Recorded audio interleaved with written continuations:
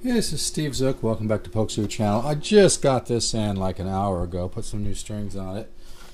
Sure has a great sound. I love the sound of this. The body's rough.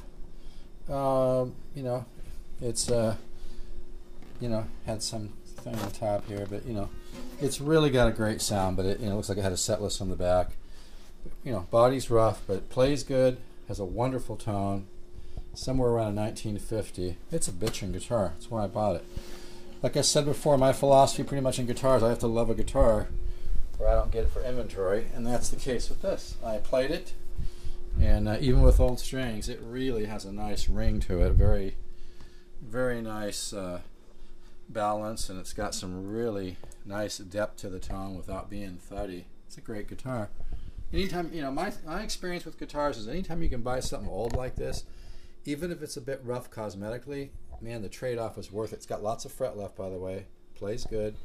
Action is comfortable. But anytime you have an old guitar like this with wood like this, this wood probably was from 1950, so you're talking what, 62-year-old wood. Could have even been older than that. But my experience has been anytime I find something like this, that even if it's rough cosmetically, I buy it. Because if it's a good guitar and it's sound and it plays pretty good and, has a tone. I love stuff like this.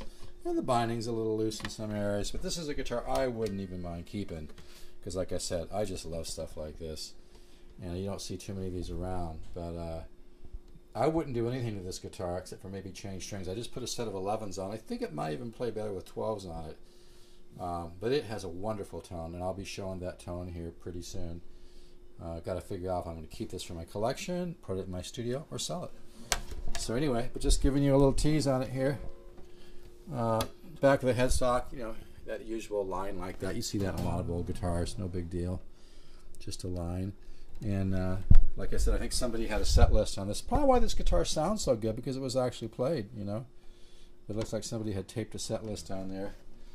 But this thing really does have a voice, so I'll probably do a recording with it here pretty soon. But I just love old stuff like this. I love old wood. Just has a nice resonance. This kind of reminds me of like an old Gibson L7 or something like that, but it's a great guitar, man. Got to figure out if I can let it go or sell it or put it in my studio. Steve, 714-548-0385, Gretsch, New Yorker, just came in.